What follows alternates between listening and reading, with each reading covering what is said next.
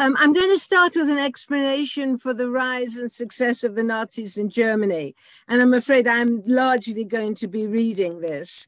Then I will discuss how, despite the fact this has been ignored by many historians, a significant minority of the German working class resisted the Nazis. And then I will move on to considering similarities and differences with today, which, as we know, and has already been referred to, is unfortunately becoming quite topical. I'm going to be focusing on the US and the UK. It's usually forgotten or ignored that the Nazis' first aim was to crush the organized working class and destroy the left. Is everything okay? Yeah. Can I ask you to mute if you're not Sorry? speaking? Yes.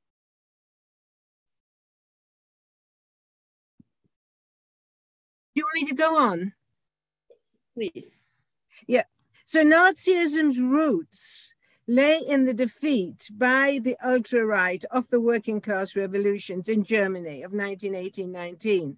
So in Munich, already mentioned, a first attempted revolution in November 1918 at the very end of the war failed. But then a few months later, in April 1919, the administration of Munich was taken over by factory councils. Armed workers patrolled the streets during a general strike. A Soviet was declared, but all was very far from well. Ebert, who had become the Social Democratic president, after this I'll be referring to the SPD, after the Kaiser had abdicated, was terrified of revolution. And he sent in 30,000 Freikorps to Munich on May the 1st, at all dates. The Freikorps were a quasi-fascistic, unofficial army of paramilitaries made up largely of ex-soldiers.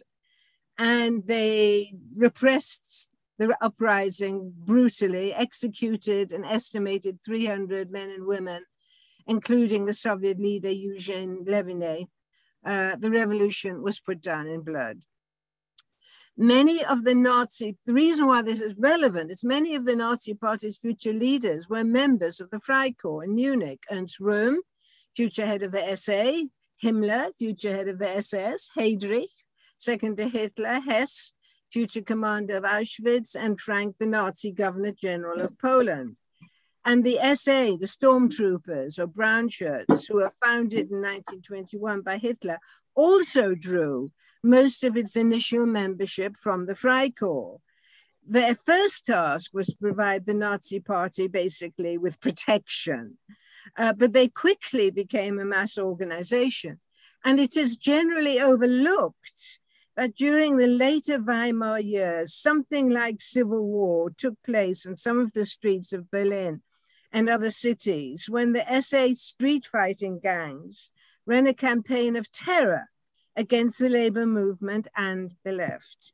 As I know from interviews I carried out many years ago of people who had been anti-Nazi activists, up till 1933, the SA regularly attacked anti-Nazis on the streets, in the housing estates, broke down people's doors and maneuvered and fought to gain control of meeting places such as taverns, crucial, many fights over taverns, and community centers, and sometimes murdered militants with the police often turning a blind eye. I don't have time for this, but my father, who was a member of the German Communist Party, the KPD, led a Red Front group and used to go off into the woods for target practice, which apparently he was lousy at. But anyway, by 1933, the SA had a membership of around 2 million and support of about double that. And I would argue that the mass movement of the SA was a precondition for the Nazi success. I mean, I think it's quite crucial to understand that. Anyway, on January the 30th, 1933, when Hitler was appointed Chancellor, the fight against the labor movement became officially sanctioned state policy. And then the Reichstag fire of February 33 provided an excuse and the Nazis arrested 60 to 70,000 members of the KPD, almost half of its membership, and other left-wingers, of whom some thousands were murdered. And in 1933 alone, about 200,000 political prisoners were detained. And the first camps were not for Jews, but for political prisoners. One reason the Nazis were able to gain power, despite the strength of the German labor movement and the combined vote for the left, was that both the Social Democrats, the SPD, and the KPD, the communists, fatally misunderstood the role of the Nazis and failed to form any sort of united front. The SPD leadership was wedded to the parliamentary road. Their identification with the Weimar Republic led them to conclude there was no difference between the Nazis and communists, as both groups opposed, they argued, the Republic. The leadership were against a united front and didn't in general support anti-Nazi activities. The communist leadership pursued a catastrophic ultra-left policy, refusing to cooperate with the SPD against the Nazis, whom they denounced as social fascists. From about 1928 until about 35-ish, the KPD saw the SPD as their main enemies who acted to embed bourgeois rule. They did not recognize the Nazis' intention was to smash the organized working class, and also didn't call for or support a united front. Making matters even worse, in 1933, they thought the Nazis were a temporary blip. And the famous quote is, "After them, us." Ha ha. There were a small number of extraordinarily brave grouplets, such as the Young Socialist Workers, the International Socialist Combat League, the Socialist Workers' Party, who called for a united front and had fallen out with their parent body, the SPD. And there was a breakaway from the KPD opposition, which also demanded a united front. The talk of an anti-Nazi united front from the tiny Trotskyists and other non-communist, non-social democratic left groups all ran into an ideological brick wall, except in a few exceptional areas, such as in Wuppertal, where in fact the Nazis were very strong. But there, an anarcho-syndicalist group called the Free Workers' Union of Germany argued for and tried to construct united action. I mean, they were all arrested and destroyed very quickly. I want to move on to discuss the resistance to the Nazis after they did gain power.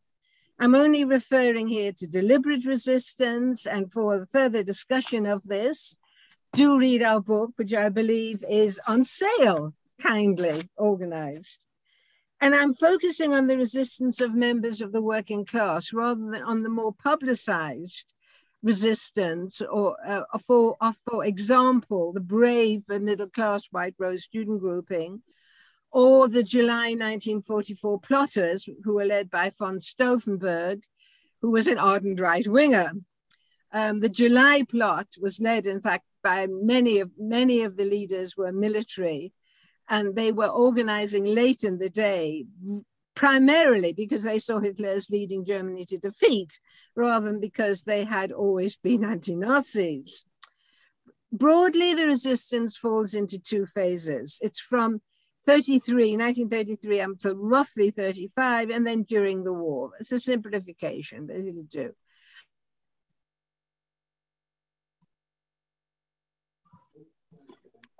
You're muted, Merilyn.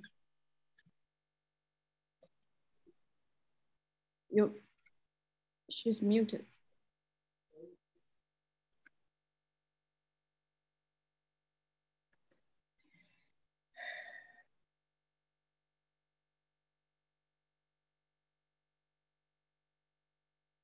Okay, can you hear me? What did you last hear? Maybe go back to last two sentences. The last two sentences. I mean, basically, I said that the attempted coup against Hitler in July 44 was led by men who were more concerned with Germany not being defeated than with being anti-Nazis.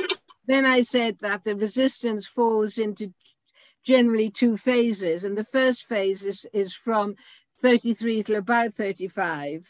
And one early group who are virtually unheard of are the Gebauer group. I'm very fond of them, who smuggled at great risk thousands of wanted comrades out of Germany, across the mountains into Czechoslovakia, and brought illegal literature in.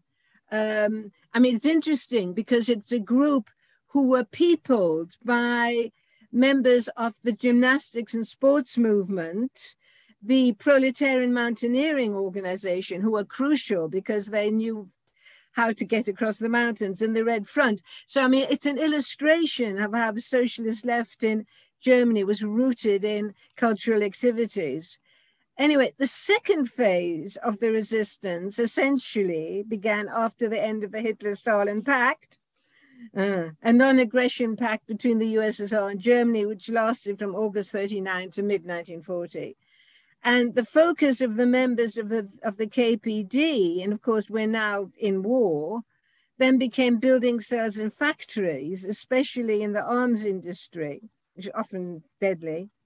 One group led by Robert Ulrich, who was a KPD member in Berlin, set up about 20 factory groups. Their priority was to leaflet and organize sabotage in go-slows and factories, contributing to Germany's war effort. I mean, these people were almost all murdered very, very quickly. The network was in touch with about 80 workers in the Berlin Weapons and Armaments Works, Deutsche Waffen- und Munitionsfabrik Berkewerke near Berlin, which employed about 50,000 forced civilian laborers, prisoners of war, and concentration camp inmates. A later group led by Anton Zeflov, along with Franz Jakob and Bernhard Bestlein, all members of the Communist Party, probably the largest of the resistance groups, who had about 500 people around them, also focused on armaments factories and similarly called for sabotage and the end of war, which is quite remarkable because they were calling for their own country, basically, to cease fighting. At the Escanio Works, which specialized in making precision instruments for the armaments industry, and which, quote, employed about 5,000 to 7,000 forced laborers, including later on women from Ravensbrück concentration camp, they built a cell of around 50 people. It's quite interesting, as the war progresses, these groups become more and more open to anybody who wants to join them. While I have no time to develop on my next point, it's worth remembering how far the German war economy depended on the millions of forced and nominally free laborers, prisoners of war, concentration camp prisoners, who constituted 25 to 40% of all workers in Germany and, quote, Greater Germany by around 1944. Even in the crucial armaments industry, which the Nazis didn't wanted staffed by Aryans, between a third and 50% of the workers were foreigners. One example, at Daimler-Benz, a key arms manufacturer with close ties to the Nazi regime, 53% of the workers were Russians as early as July 1942, rising to 67% in 1944. I mean, that opens many questions, which perhaps we can talk about later.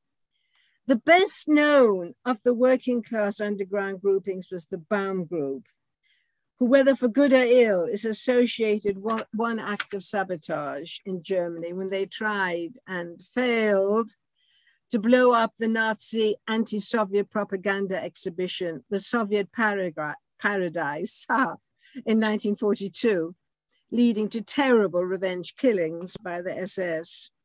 However, the Baum Group also organized sabotage at Siemens, another armaments factory, where Baum and others from his group had become part of the contingent of about 30,000 Jewish forced laborers. I must emphasize how important young people were in resisting the Nazis, something we forget at our peril. The Edelweiss Pirates, I'm fond of them, a loose, non-hierarchical network of largely working class young people. Many actually were women, anyway, have received little positive attention. They drew many of their supporters from the array of youth nature groups, which were a long-term feature of German society. In Cologne, according to Gestapo records, not always reliable, they had at least 3,000 supporters. They wore unconventional clothes, sang anti-militaristic songs, assaulted Hitler youth patrols, at least once with brass knuckles, insulted uniformed officers, robbed Hitler youth, obtained illicit firearms, and produced anti-Nazi propaganda. In one example, they threw bricks through the windows of a munitions factory. In another, poured sugar water into the petrol tanks of Nazi cars. Partly because it was loosely organized, they initially evaded arrest, though they suffered appalling losses in the last years of the war. There were other sources of resistance I don't have time to go into. For example, there was limited resistance in the German army, the Wehrmacht.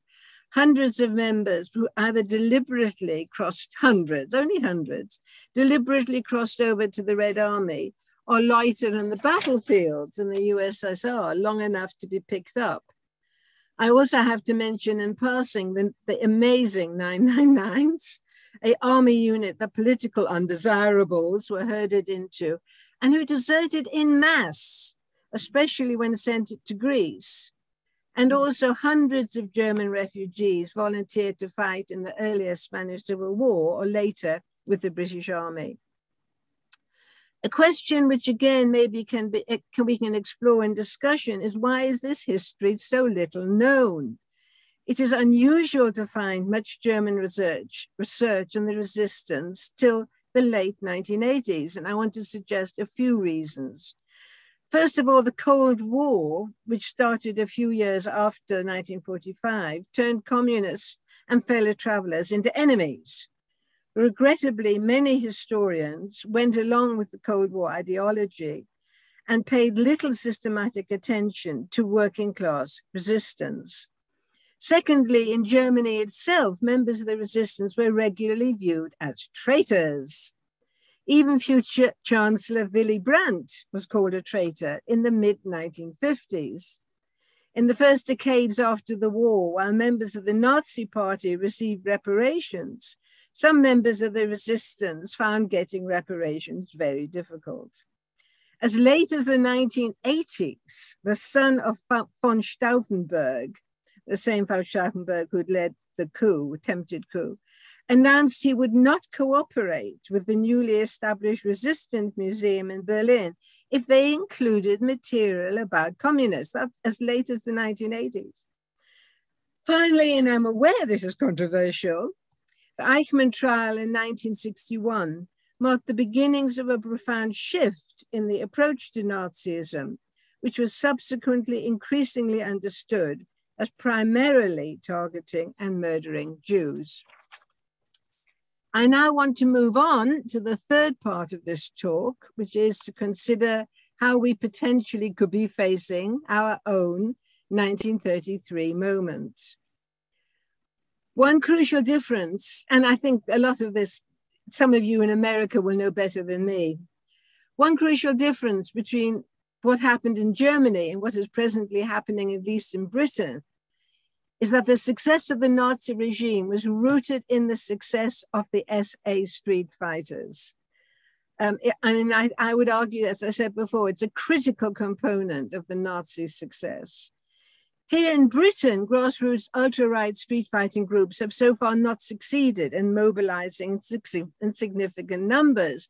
And as a few people in the audience I've noticed will remember, in the 1970s, Rock Against Racism helped sway young popular opinion against the racists who were gaining increasing support. But that was 50 odd years ago. And that generation are now at least middle-aged. Another explanation for the absence of fascistic street gangs is that today the British Tory party has absorbed and to an extent defanged the ultra-right. Farage and UKIP did not orientate onto the streets, but encouraged their supporters to become members of the Tory party, and indeed have recently successfully become if not the dominant faction in the Tory party.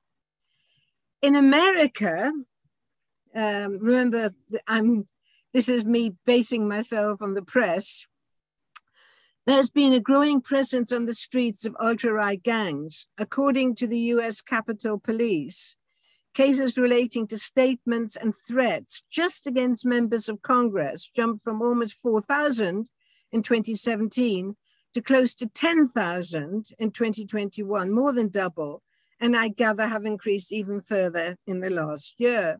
As I write this, on the 29th of October, a lot of you will recognize that date, an attacker broke down the door of the Pelosi household and attacked Pelosi's husband in lieu of Pelosi herself. Then there was the attempted insurrection on the Capitol in January 2021. And I mean, these attacks have gone beyond just attacks on Congress and the legislature. During a protest against a white supremacist rally in Charlottesville in 1917, Heather Heyer, civil rights activist, was killed. And as the Nazis did before 1933, Trump, I don't know how significant you all think he is, but Trump appears to walk a wafer-thin line between encouraging insurrection and seeking political legitimacy. The relative weakness of the socialist left in the US is in part a consequence, but also in part a cause of the growth in America of ultra-right street movements. The strong American anti-racist movements of recent years have fed into the ultra-right's hatred of a mobilization against social movements. But social movements such as Black Lives Matter or for abortion rights, by emphasizing identity, not class or structural politics, may also contribute to the weakness of the left, especially amongst young people. I'm not in any way trying to suggest I am against either of those movements, in case you might misunderstand me. Indeed, an apparent dissimilarity from pre-Nazi Germany, which we may well not welcome, is the weakness of the left in both the US and Britain, which contrasts with the strength of the left and of the organized, though divided, working class in the 1920s in Germany. It may be that today's relatively weak working class movement does not threaten the profits and power of the capitalist class as it did in pre-Nazi Germany, which therefore is less likely to turn towards fascistic rule to maintain its control and profits. I'm just suggesting that as a hypothesis. Let us not forget that the Nazis in part gained power, not because of the popular vote, but because various sections of the German military and of the political elite thought they could make use of the Nazis to create coalitions in the Reichstag to keep the communists and the social democrats out of power. In the early 1930s, big business, for example, the steel magnate Fritz Thyssen, started to pour millions of marks into the Nazi Party. The Nazi Party only won 2.6% of the vote in 1928 election, but by November 32, their vote was around 37%. Still, however, not a majority. The combined vote of the KPD and the SPD was about 36%. But the main right-wing parties, the Centre Party and the Nationalist Party, had only gained 20% of the vote. They wanted to keep out the left and attempted to hold on to power through using President Hindenburg's controversial powers to rule outside Parliament.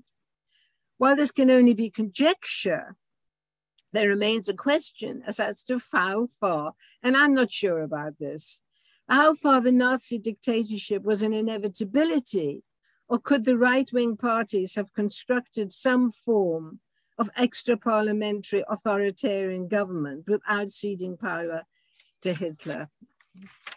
Anyway, while the first past the post system of elections in Britain has helped prevent a fascist party gaining parliamentary seats, I know that's not a popular position here, but still, we only need to look at Europe for coalitions including or even led by the extreme right in Italy, Sweden, Hungary, and Poland.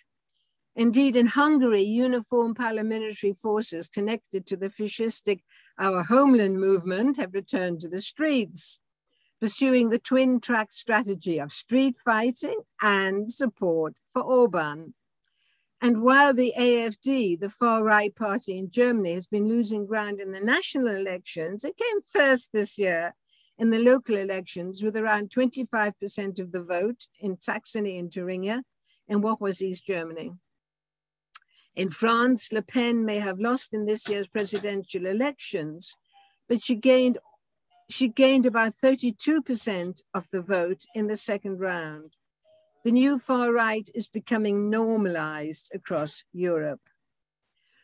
What the ultra-right parties and the right of the Tory party have in common is a stress on nationalism, and increasingly of the refugee or migrant as an outsider or invader, to be kept out by a number of deadly means, and if admitted, regularly facing racist laws and discrimination.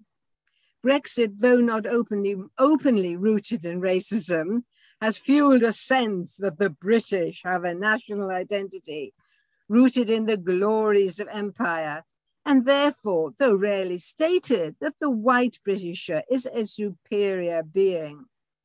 The present British government has the barbaric policy of transporting refugees to Rwanda and of, in effect, incarcerating asylum seekers who arrive here by boat in concentration camps.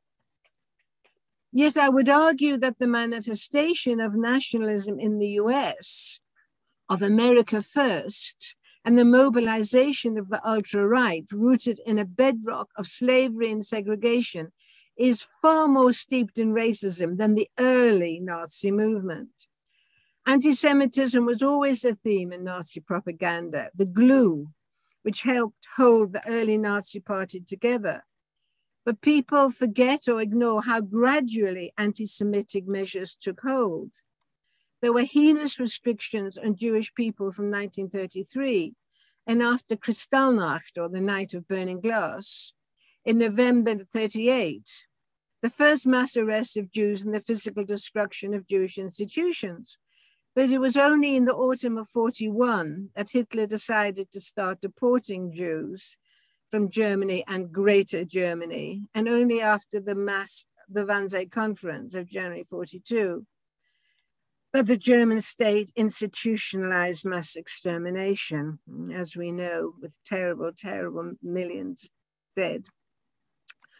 But one often ignored difference is that a crucial appeal of the National Socialists, that's because that's what Nazi Party stands for, was their adoption of a quote, quote, socialist platform, quote. The faction around the SA in particular railed against inequality, the rich and the privileged, not initially equated with Jews, demanding high taxation, job creation programs, and so on. One reason why Hitler had Röhm, the head of the SA, murdered in 1934 was that the rhetoric of the SA was seen as alienating big business. At least in the US and in the UK, no right-wing party has developed a similar quote, quote, socialist program. Maybe we could discuss how far Trump tries to combine pro-business policies with his appeal to working class whites. Another similarity between Germany in the 1920s and now is the level of disillusionment with the political system. In Britain, and I suggest in the US, as in pre-Nazi Germany, there is a growing lack of credibility in the major mainstream parties. In the UK, previous working class voters who came from a Labour voting background, sorry, I should have said many previous working class voters no longer identify with the Labour Party, one reason behind the switch to the Tories in the so-called Northern Red Wall seats. Moreover, the open marginalization of supporters of Jeremy Corbyn here and maybe of Bernie Sanders in the US has contributed to a disintegration of the traditions of party loyalty and led to political disillusionment, especially of the young. In addition, the sharp drop in working class trade union membership in Britain also suggests a decline in support for collective solutions, again, especially in younger generations. The increasing lack of rootedness in traditional collective organization opens the door to ultra-right allegiances. But despite the myth, it was not the German working class who supported the Nazis. The German working class probably had the highest level of unionization ever, and the KPD was the strongest communist party anywhere in the world. But the largest occupational group who voted for the Nazi party were teachers, who saw themselves as threatened by rising inflation and by a militant working class. Another group who supported the Nazis were the unemployed, who found the Nazis' promise of strong rule and jobs appealing. And while I don't want to draw too close a parallel, the growing number today of people loosely categorized as the precariat, the insecurity associated with employers' increasing use of fire and hire and of outsourcing and the increase of home working, partly because of COVID, all mitigates against unionization and further limits workers' experience of solidarity. Further opening, I'd suggest, the ideological door to nationalistic and racist ideas. In Britain, as in Germany, in the 1920s, we are facing soaring inflation and a severe cost of living crisis, which will impoverish millions, and it could also lead to the growing popularity of the ultra-right. These days, climate change is also pushing governments towards authoritarianism. The increasing numbers of refugees trying to find somewhere where they can survive, and the almost inevitable increase in food scarcity due to changes in world weather patterns will encourage governments to introduce increasingly repressive and authoritarian solutions. Moreover, although the environmental movements and NGOs play a significant part, neither are likely to fundamentally challenge the system or to argue for the necessary collective solutions. So to conclude, today's circumstances are not auspicious, but history does not repeat itself. What happens next is unclear. Is the situation in America of multiple armed street gangs and a right-wing populist movement a prelude to a new ultra-right authoritarianism? Or will the present absence of a centralizing organization, such as occurred in Germany, the Nazi Party, and a ruling class which in general does not support extreme right politics, prevent this? Maybe what we're witnessing in Britain, maybe, is a highly autocratic, xenophobic government, which, because it has succeeded in keeping a lid on working class and other discontent, may provide a at least temporary alternative rather than a prelude to a new Nazism. But as you can hear, I'm not sure. So we all need to organize in our trade unions, our community groups, in popular movements, including the environmental movements, against all forms of racism, xenophobia, and state repression, and for a system of climate justice. Thank you all very much.